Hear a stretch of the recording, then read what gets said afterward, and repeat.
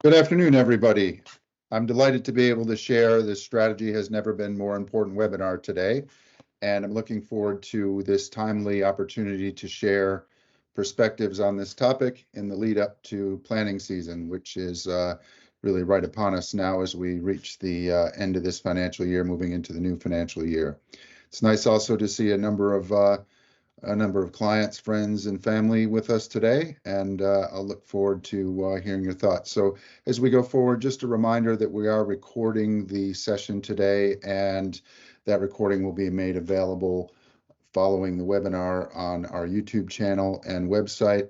Also wanted to encourage everyone to use the chat or the questions to chime in as we proceed through the afternoon. So we'll try to keep to time today, and I'm just going to dive right in. And thanks again for joining us. So the reason for pulling together this webinar was so many organizations have come to us asking about tips and tricks as we're looking ahead to the new financial planning year. And we've had, literally a flood of requests to facilitate board and executive team offsites this year. So I thought it'd be useful just to share some perspectives, some content which will be familiar to most or all of you, but other content, just again, a timely reminder. So a little bit about Insurgence Group. We're a boutique strategy, innovation, and leadership house focused on largely helping clients with strategy in the context of navigation of disruptive change. And that's sort of our kind of key area of focus. But in that sort of wider perspective, we do a lot of work in go-to-market strategy, business model design, customer experience, and what we describe as complex problem solving and analytics. So a big focus of our practice is around helping our clients move into execution to harvest the benefits from their strategy work. And the way we do that is largely a high degree of interaction and engagement with our clients, knowledge transfer, and ultimately we find that's a really successful model. We have offices in Sydney, New York, and Paris, so we have global coverage, and that's really about helping our clients to navigate the complexities of the global marketplace. I always start with this question. I think it's important to reflect on just the degree to which your competitive environment is stable or unstable. Stable being not changing very much, not expecting it to change very much. Unstable being quite the opposite of that, where we have a lot of volatility and uncertainty. And it's a really important place to start if we're thinking about moving into our strategic planning for the next financial year and beyond. If you live in a stable environment, more of the same is probably reasonably safe.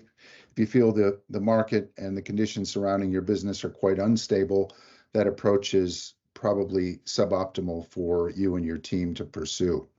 So I just want to keep that in the background as a way to kind of anchor the conversation, because as we go through, some of our assumption for the discussion today will be, as you'll see, that increasingly the market conditions surrounding most firms is unstable and unpredictable. You've often heard people talk about VUCA, which is sort of the volatility, uncertainty, complexity, and ambiguity. This is the world that we live in. It's a very complex world with things changing very quickly. But more and more importantly, many of these things are very tightly integrated in terms of how they affect us at a macro and a micro level. So I thought I'd isolate a few trends. This is a slide that we update every year. These are some of the things that are happening in the world and certainly affecting businesses in Australia and other jurisdictions in which we work. And the list here is quite a long list, but I want you to take away sort of three things from this list. First is this is a generic list which is reflective of the broader economy, but each of you in your own industry bubble will have a series of trends that are relevant to you that you need to be tracking and monitoring. And secondly, I think it's really important to realize that each of these trends, while we can look at them on a discrete basis, relate to all of the other trends, and there's lots of interesting opportunity space in the linkages between different trends affecting our firms. And then finally, I would just point out that most firms are reasonably lazy in their pursuit of understanding of what's changing around their firms. And consequently miss the opportunity to draw out really kind of nuanced insights around the trends that are affecting their business and the wider economy. So I'll call out a couple of ones here that I think are interesting and sort of illustrate why I think it's important to look at these in concert rather than discretely. One interesting one for the Australian economy in particular is this notion of productivity decline. I find it very interesting that in spite of significant additional immigration coming into the economy over the course of 23-24, our productivity as a country is in decline.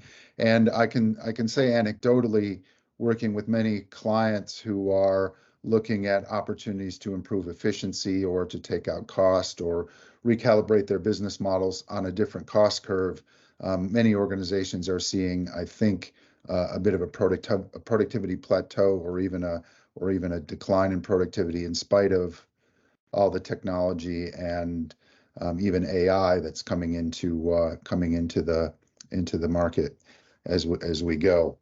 I was talking about briefly about AI and really the need for us to be considerate of evolving technology and to what degree that plays a role in shaping our strategies and opportunities going forward.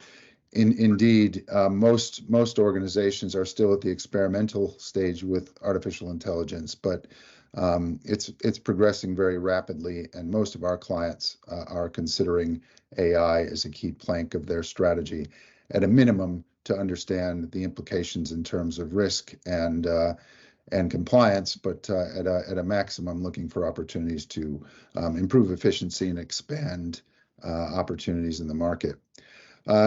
Another interesting one, which being an American, I find fascinating, the ongoing Cold War with the blue and the red, the Democrats and the Republicans in the United States, in an increasingly polarized world.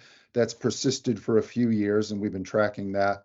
But increasingly, more and more international organizations, and particularly American firms, are having to sort of jump off the fence and support one side or the other, which is very complex and difficult for people in marketing roles in particular, where the political affiliation is becoming more and more important as a firmographic or demographic variable in their segmentation, for example. In Australia, we're, like many other jurisdictions around the world, we have a somewhat insistent, though ebbing inflation situation, which is playing a significant role in sort of tightening up capital flows and also creating more uncertainty, putting pressure on consumers, which then flow back to businesses. That's a real challenge. And whilst you can listen to the economists looking at different perspectives on whether that inflation will ebb more this year or not, or whether we'll have a bump, it's something to watch very carefully. And that, of course, is related to the significant talent crunch that we have almost everywhere in the western part of the world, but certainly here in Australia and in America, where our current unemployment rate here is about 3.9%, which is a little bit off the low ebb of unemployment, but still quite tight. And most organizations are struggling to get the resources that they need to do the work that's in front of us. And all that sort of in an environment of significant global conflict, a rising China performance is significantly off the boil. That plays very interesting roles in terms of supply chains, and Australia is highly indexed to China in terms of growth, so that plays a role here as well. So there's a lot of things happening, and I think it's really important to really try to understand how these different variables play a role in guiding your thinking about strategy, and not be lazy with your interrogation of those trends, and try to draw out the understanding that's required to find unique opportunities that potentially your less assertive competitors will be missing out on. So I think all of us need to get past the SWOTs and the pestles and look much deeper at the trends that are shaping our business. Another factor here is, This is an AI statistic, but it's a more broad statistic as well. I love this slide in a sense that the compression of time to market for firms across the world is getting more and more significant in terms of the ability of firms to create products and launch those products at scale, and then fundamentally bring those products to millions or hundreds of millions of people in a relatively short time creates a significant sort of polarization, if you will, between large businesses that are well-resourced or certainly well-resourced startups and traditionally more slow-moving incumbents. And I think the ability to sort of respond to change in the environment at a much faster clock speed is going to be a source of significant competitive advantage for those that are able to do that. This slide here sort of shows more than 20 years ago, Netflix taking 3.5 years to 100 million people, and ChatGPT at the end of 2022, sort of 5 days. So that compression, we're seeing that in the digital economy, but also we saw, for example, during COVID, the 8 to 9 year the vaccine launch process compressed to just over a year with the introduction of, for example, the Pfizer vaccine, which sort of unprecedented. Now, of course, our ability to get products to market relatively quickly is incredibly important, but our competitors are learning how to do it faster than we are. We need to be very cognizant of that and invest to improve our ability to move in the market at a much faster rate. Coming back to the question of how stable or unstable is your environment, the follow-on question to that is how robust is your business model to that change? And what we're really talking about here is the degree to which your existing business model is resilient to significant change around your business, and the degree to which that business model needs to change to adjust to the environmental shifts that are happening around your business. Most firms have a relatively low understanding, awareness, and visibility to their business model, either having created it and forgotten about it, as founders often do, or inherited it, as, for example, professional management will inherit a business model from the board when they come into the new role. And the business model very rarely gets any attention or significant tinkering as change surrounding the business sort of accelerates. So I just want you to be mindful that your business model is a key aspect of how you create value for your organization, but often many of your employees, the board, management, tends not to pay much attention to the business model because it's been durable for a period of time. And then slowly the assumptions that underpin a particular model start to unravel and become less and less relevant. And inevitably that business model starts to fail. And most organizations tend not to interrogate that business model at all. I'll come back to this point, but it is an important point to think about in terms of your strategy. What is your business model? How does it create value? Where is that value? To what degree is that business model aligned with the market conditions? How are your competitor business models evolving? And what are your customers responding to? All those things together create an understanding of really how is that business model going to flex or not relative to the change surrounding your business. Very important. So most strategic planning is designed, I would describe, as for a stable environment. So the work that was done that most executives have exposure to in terms of traditional strategic planning methodology is very much a top-down, inside-out process, which is largely built on the assumption that tomorrow is likely to be mostly like today, won't change very much, therefore it is stable. And most organizations do planning in a sense which is largely what we describe as extrapolative, where most organizations will tend to seek to extract more value out of existing business models by tinkering with a relatively few number of variables. And most strategic plans are largely about the planning and not the strategy. And I'll come back to that in a minute. But the reason for that is that many organizations or many people who play a role in developing strategy don't really understand it. And if you think about what strategy is really about, fundamentally, it's about positioning your firm in the market relative to your competition and relative to the needs of your consumers. And the basic idea is, how do I offer consumers, customers, clients, members more value relative to our competitors? And how do I do that in such a way that allows the firm to express that value through a set of capabilities and ultimately deliver that value to customers?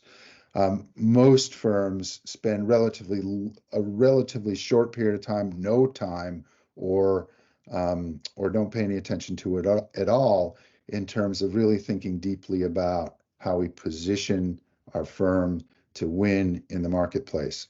And consequently, then, what we see is organizations setting goals, which are largely set in terms of what we want. I want to double revenue, I want to increase market share, whatever those things might be, but are largely a reflection of what we want rather than how we position. So just a quick refresher here. What is strategy? Strategy is how a firm responds to environmental change and how that environmental change affects the trilogy here of the customer, the competition, and the company, and how, given those first four C's, change, customer, company, competition, how that drops choices out that an organization can execute on or not to express its plan going forward. Now, I would say I look at probably between 50 and 100 strategic plans every year, and most of those plans have no strategy whatsoever. Most of those strategic plans are largely planning, which is, I want more, I'll go get more, and therefore I'll set objectives to achieve more, and then I'll follow that through with a set of activities and actions, which may or may not be followed through. I think it's really important when things are unstable and changing, we zoom back and make sure we're really clear about how our firm is positioned relative to our customers, competition, and environmental context, and that we're super clear about where those opportunities are, and we focus our attention on creating increased differentiation and therefore more opportunities for the firm to compete and win. Most strategies sort of, as I mentioned, sort of apply to relatively stable environments. And that's the reason for that is we learned how to create strategy through what we describe as the VMV approach, which is vision, mission, values. Anyone who's been to business school or has any formal training in strategy will have come across this very simple way of thinking about the world: set the vision, set the objectives, set the metrics, and then essentially make that available to everybody so they understand what it is we're trying to achieve. Now, that's fine, but only to the extent that there isn't significant change in the marketplace, and only to the extent to which those goals are aligned to the change and competition, customer, and so forth, what I've just talked about a minute ago. So if you find yourself in this world where your strategic planning is driven by setting a broad vision and then sort of breaking that down into priorities, goals, enablers, and ultimately metrics, that's okay, only if things surrounding your business are quite stable and not changing very much.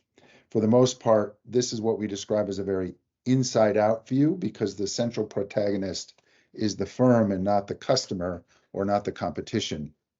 So ultimately, broadly speaking, if your approach to setting strategy is about, or at least limited to, setting a vision, a mission, clarifying values, and then driving that off of the set of the assumptions that the market is largely irrelevant, then I think you're missing significant opportunities. So this is starting to ebb in a sense that more and more organizations are realizing that in this fast changing world, we have to be much more cognizant of what's happening around us. but I still see vision, mission, values as a central planning methodology continuing to persist. And I think my strong argument is that approach is largely obsolete. Now, one of the reasons it's obsolete is most organizational visions aren't very clever or creative and are largely internally focused. Generally, it's all about making more money. I want to double revenue in the next 5 years, or I want to improve profitability at a particular pace. And I find it very interesting because in general, as I say here, no one cares about making you money except for maybe your boss, of course. As you're trying to create alignment of your organization of what you're trying to accomplish, the idea of doubling revenue largely translates to more work and more money for the boss and more money for shareholders, but which is quite disconnected to what they care about. And certainly the boomer generation, Gen X, the shareholder value generation, can live in that world without discomfort. But as we're moving through millennials and Gen Z and now alphas, I think we're going to find that more and more the younger generation is less connected to the idea of making you more money. However, it is important to make more money, but we find that expressing your vision or your goal in strictly financial terms is limiting. But most people do care about winning in a sense that if you can create an external reference point, beat the competition in a particular meaningful way, or create more value for consumers, people tend to be able to rally around those messages in a way that just making money doesn't provide that sort of home for their view on how they contribute to your strategy. So I think that's really important. I think that you'll find that most people care about winning or care about serving customers or can really connect around some external reference points that are meaningful. I want to make one more point about planning and strategy, and then we'll move on. But it's important to recognize that planning and strategy are different. Strategy is about positioning, and planning is about deploying your limited resources to achieve a particular outcome. And the bridge between these two are the choices that you make that are reflective of the opportunities that exist in your environment to add more value to customers at the expense of your competition. So your strategy really should live in that world, and your plan should be a reflection of how we deploy those limited resources. So just in summary, basically, if you're thinking about strategy, strategy is outside in, not inside out.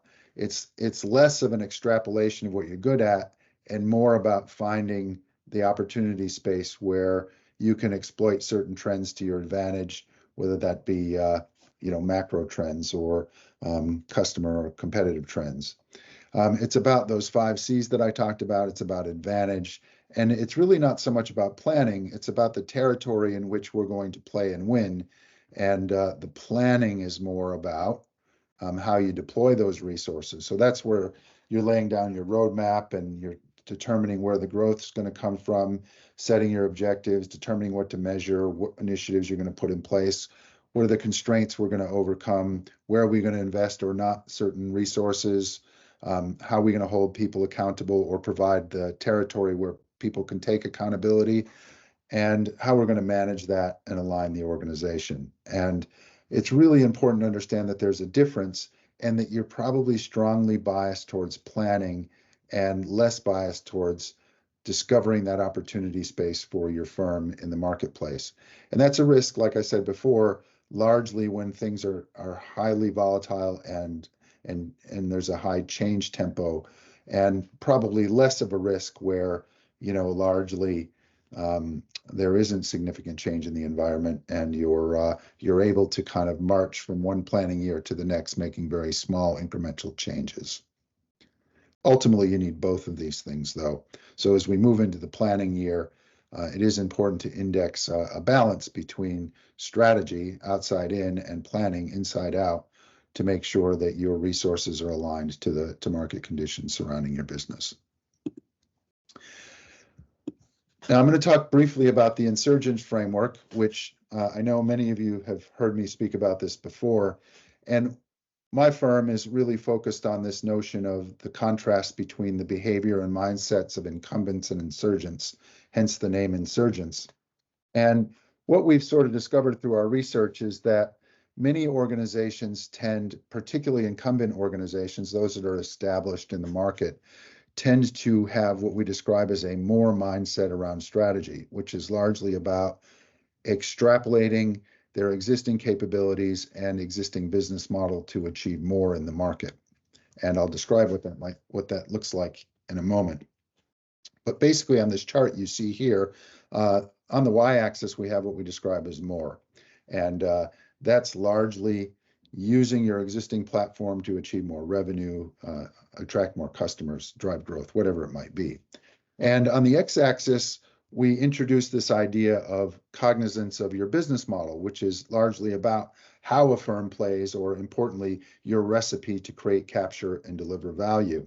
And as I mentioned at the beginning of the talk, the relative understanding and focus on the business model is low in most firms, and most firms will hold their business model constant and determine how to achieve more results from an existing model. And that's what we describe as a y-axis oriented company. And companies like Blockbuster, companies that tend to get disrupted, have a very myopic view of that.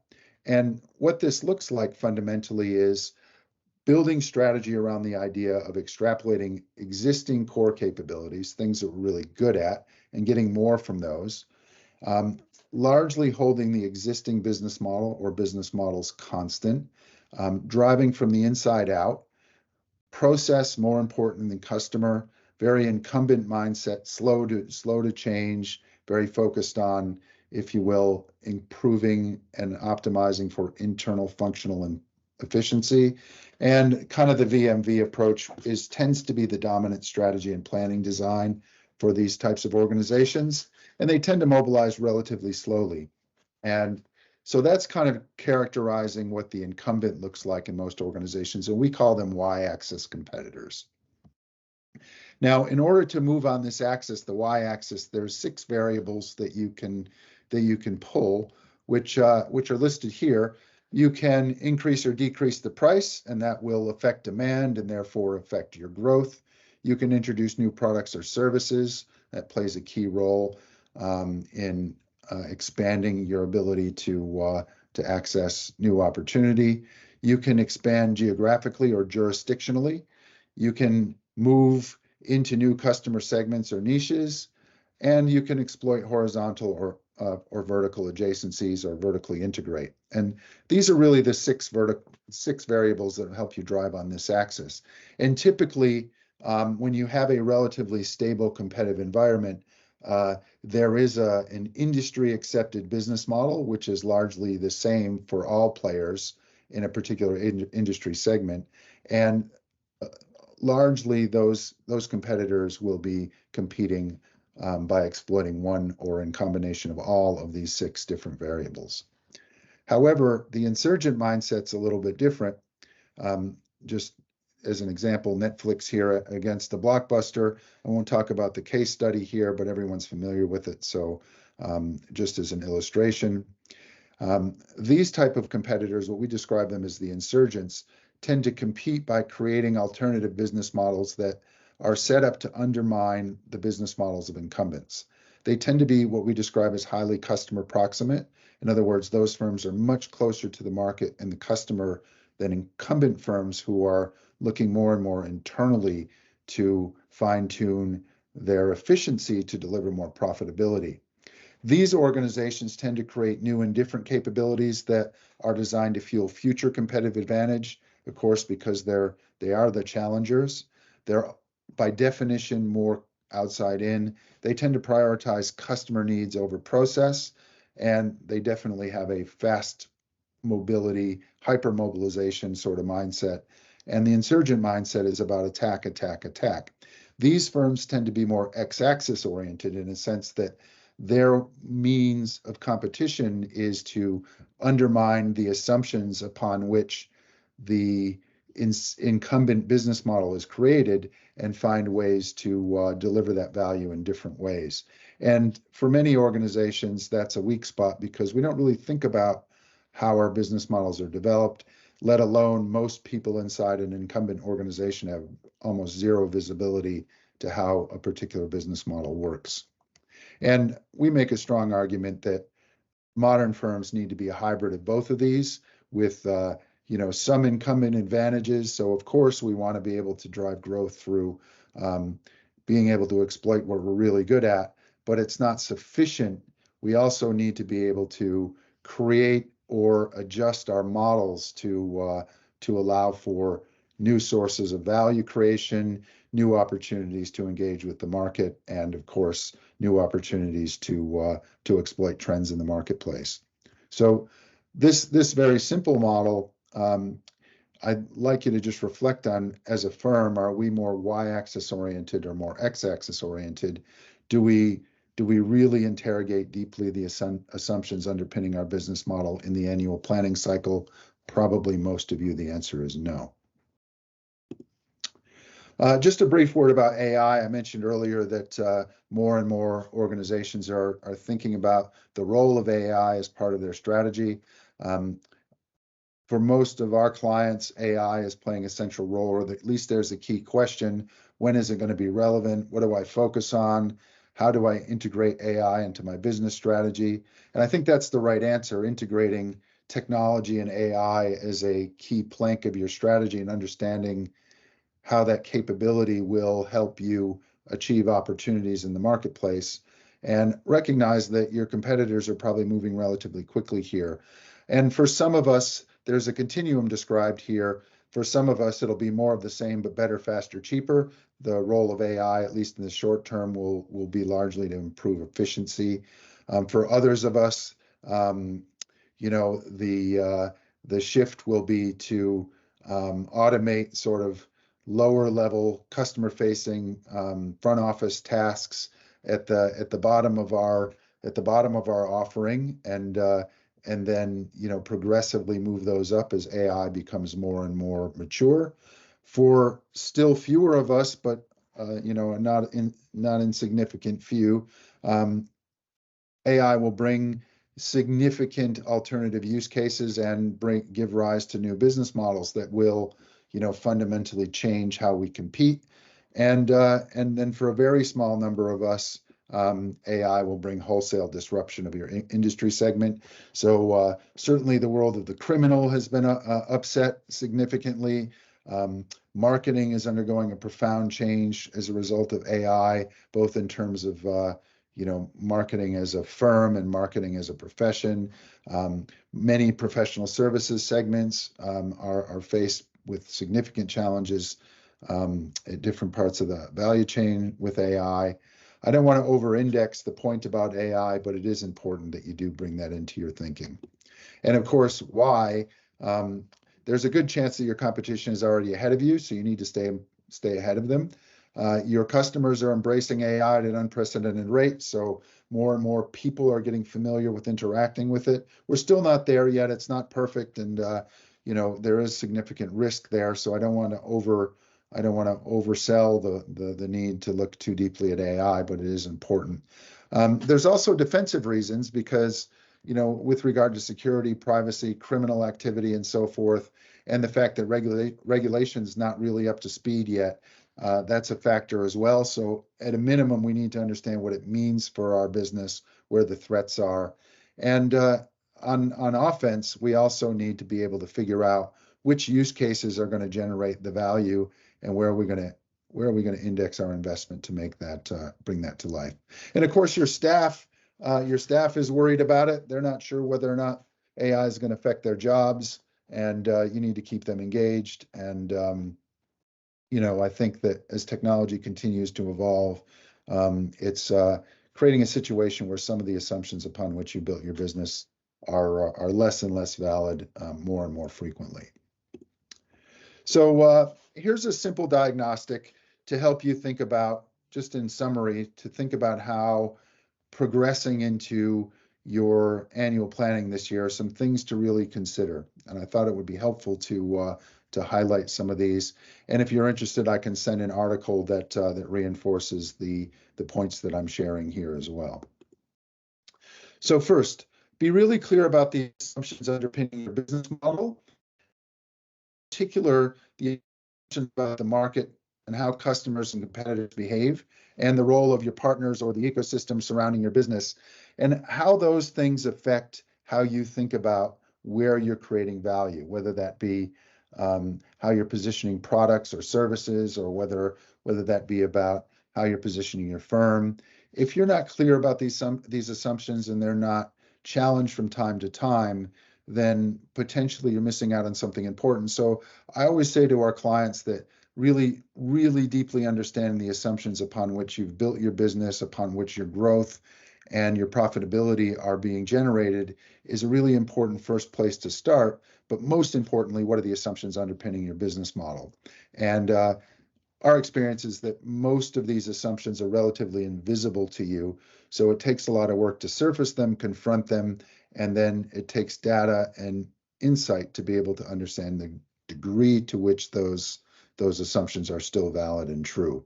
So that's a great starting point as you think about your planning for this coming year. My second big point has already been made, the idea that we need to really understand at a nuanced level the macro and micro trends that are going to affect change in our industry segment and how we'll play in that sort of environment.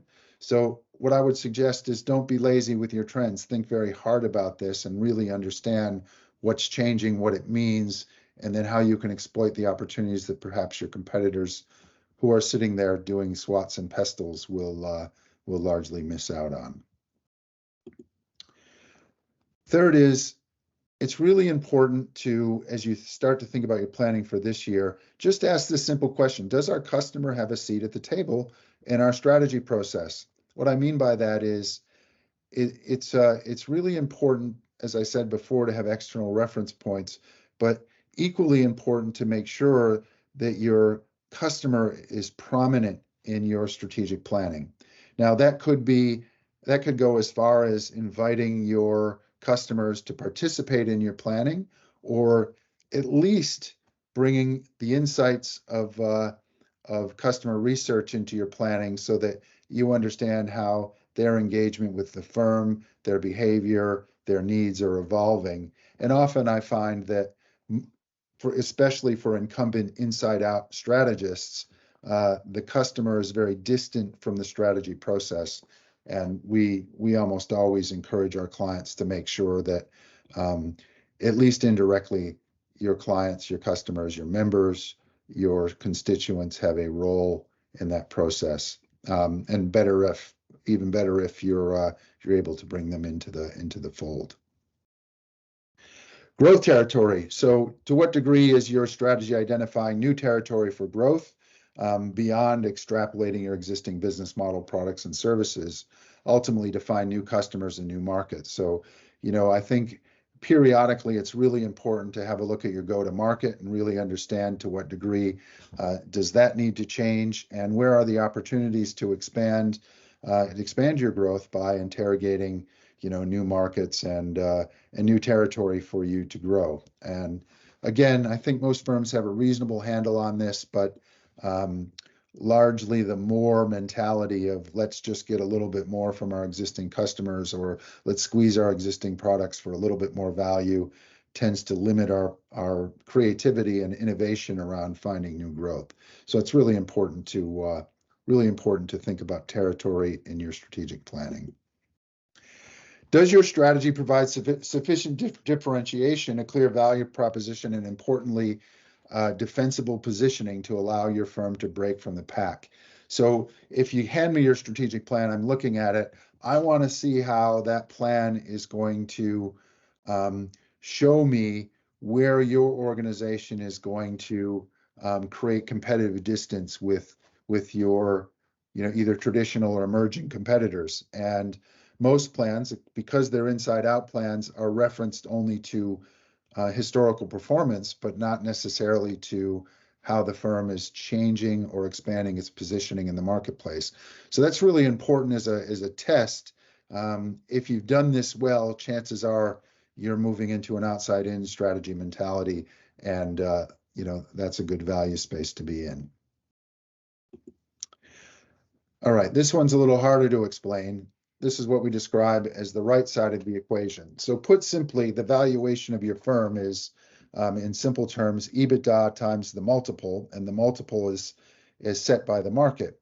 And for most of us, we're really good at thinking about the left side of this equation. How do we improve profitability to enhance the value of our firm?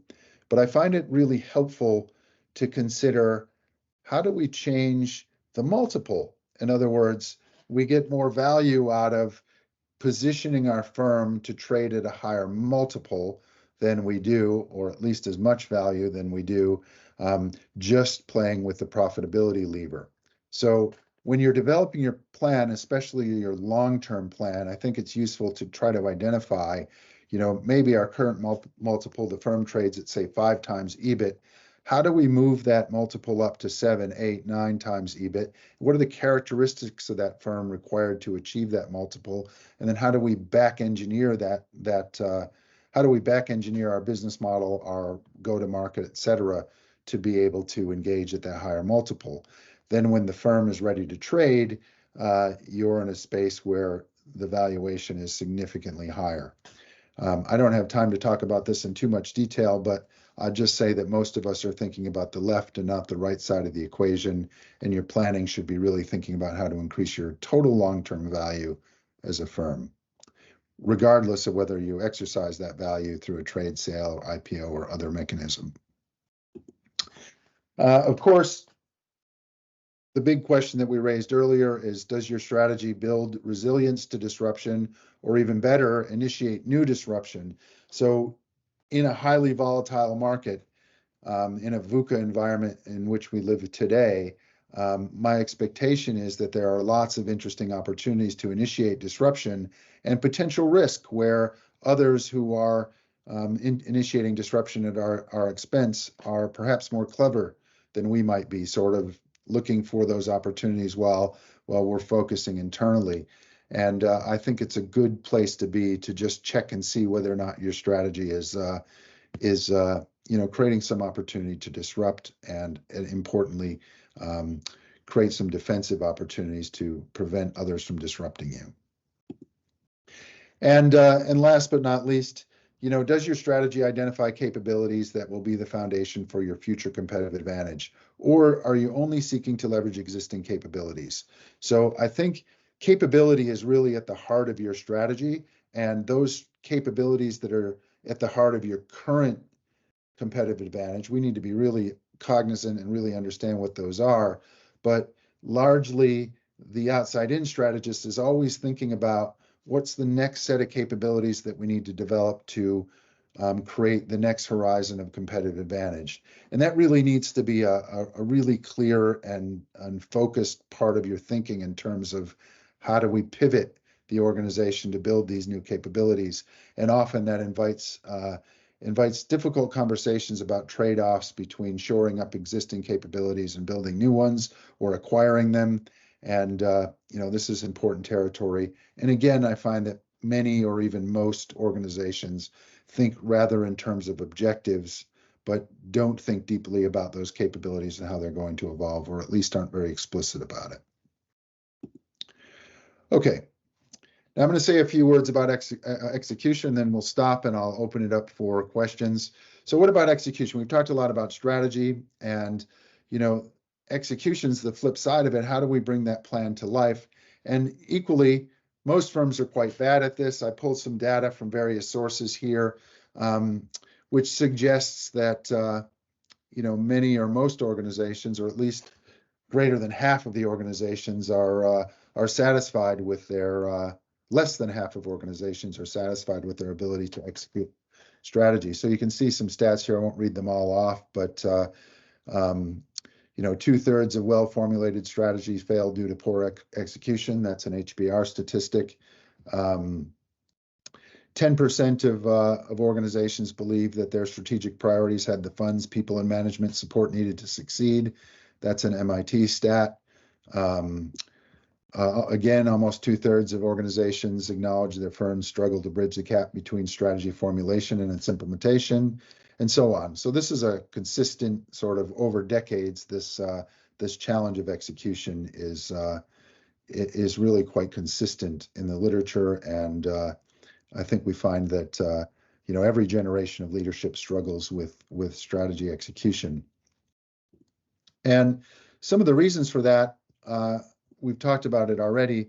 The first cab off the rank here is the lack of a clear strategy. And if you have a strategy that your workforce can't understand, that isn't consistent perhaps with the market conditions surrounding your firm, that creates a situation where without that clarity, you're starting off with one hand tied behind your back. And then an unclear strategy with relatively low alignment isn't great either. I always think alignment's your superpower. If only every single resource in your organization understood your strategy, their role in contributing to that strategy, and was aligned to that strategy through clear incentives, I think that's one of the things that's an incredibly powerful lever for management. But we do a lot of work to assess alignment in large and small organizations, and we find that this is usually lacking, and that generally shows in your employee surveys or your EVP work, where you can see that perhaps that alignment is not significantly linked across your organization, horizontally or vertically. Many people complain about lack of resources. So, a big problem there is often budgets and strategies aren't really well linked. The ability to sort of, let's call it, rely on a relatively small pool of discretionary capacity or a small pool of people doing most of the incremental work to achieve your strategic initiatives often creates a chronic lack of resources, which creates a high degree of difficulty. Also, we tend not to say no to things, so we tend to in every planning cycle we pile more and more initiatives on our team, which ultimately creates a situation where too many things, not enough traction, and that puts us in a failure space. And of course, lack of discipline. I think we're much more comfortable talking about operational performance. The metrics are much clearer. And a lot of organizations just don't spend enough time in the flow of their regular governance, really with their hand on the tiller on the strategy, and with a high degree of discipline, deploying and redeploying their resources to achieve the outcomes that are required. So these taken as a set create a pretty bleak sort of situation for most of us trying to achieve our strategy. But the good news is these levers are relatively few, and the mechanisms to overcome them are relatively simple if you can put yourselves in the mindset of working through them one at a time. Particularly for smaller organizations, clarity of strategy and lack of alignment are very easy to address, whereas larger organizations tend to struggle more from discretionary effort and lack of discipline, which is they tend to have more resources and have more structure and more governance built around their processes, but the larger you get, the harder it is to create alignment. So in summary, there are sort of a few things that we really need to focus on here. So one is our plan needs to be robust, flexible, and economically sound. So it is really important to be numerate with our planning. Two, as I mentioned, alignment is your superpower. If everyone understands what you're trying to accomplish and how they can contribute to that, that's a very powerful driver for execution. Three, more focus on what's important and less on what isn't. And that includes understanding the constraints that are preventing you from achieving certain things. It's very difficult to say no. It's even more difficult to kill things that are in flight, but that discipline is really important. The right metrics and the data to support these. Most organizations aren't great managing or discovering the right metrics to be able to send signals to their teams around what's important. So that's always work that needs to be done. Obviously, the right capabilities, we've discussed that.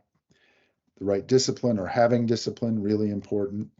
Decisionship, the ability to say no, make decisions, move quickly, and not get lost in a deliberative trap where we're unable to make decisions. Really important. And then finally, we need to move quickly, and particularly as our competitors are compressing their time to market cycles, we don't have the time to slow walk our strategies through the organization, and we don't have the time to sort of pursue these in ever lengthening cycles. So we have to be very, very cognizant of managing this at a high pace. So a couple of last points. So if you can, make your strategic planning a team sport, not just your top leaders. Bring people that are out there doing interesting things in your business. Bring the customer in. Bring your customer-facing people into the process. Make it a team sport to the extent possible. As I mentioned before, try to maintain an external reference point. Make it about servicing customers, beating competition, creating impact. Money doesn't really motivate most people. We need to have targets, and we need to be clear about what's expected. But the top line sort of messaging has to be something that's resonant with the team. Prioritize your time as your most limited resource. Guard it, use it wisely. You don't have the time to waste, so don't waste it. And be disciplined about improving efficiency in your business and redeploying that capacity created by those improvements to opportunities to growth. Remove constraints. Manage horizontally. Point your organization at the customer. Build a cadence and fuel it with the right information. So definitely your leadership team needs to manage your strategy and needs to have a very disciplined approach to do that. And avoid the buffet. In your strategic planning exercise, inevitably, there's going to be 100 things that you want to do, 50 that you'd like to do, 20 that you could probably do if you did nothing else, and 5 that are going to really move the dial. And when you go to the restaurant, you want to eat everything at the buffet, you recognize pretty quickly that you should have just gotten the a la carte. And think about your strategic planning as a la carte. I don't need the buffet. I want to focus on having the best possible meal. And then finally, where possible, use outside facilitation to help you avoid groupthink. And that's not always the case, but sometimes it's very helpful. So a short reading list of things. I'll leave this in the pack if anyone's interested, but some great resources. My book, Insurgence, covers many of these topics. Playing to Win is a great book that sort of outlines the, what I would describe as the incumbent playbook for strategy. The Lean Startup sort of describes the insurgent mindset and the insurgent playbook for strategy. One of my favorite books, Strategy and the Fat Smoker, describes a nice analogy. If you're fat and you're a smoker and you want to get more healthy and lose weight, quit smoking and go for a run. Most of the time when it comes to execution, we know what to do, but we're just not disciplined enough to do it. That's the central idea around this particular book. And the last one talks about new power, and that's really an exploration of how leadership itself is changing and how leadership models need to be more reflective of what we describe as horizontal leadership than traditional command and control vertical leadership. Very good book. Okay, so we're here to help. We do a lot of this work every day with our clients, everything from AI strategy to traditional strategic planning to game theory, working through complex decision-making, business model design or reformulation, and innovation. And we facilitate dozens of board leadership and functional workshops every year to help our clients across the economy. So my details are here if you want to reach out and get in touch.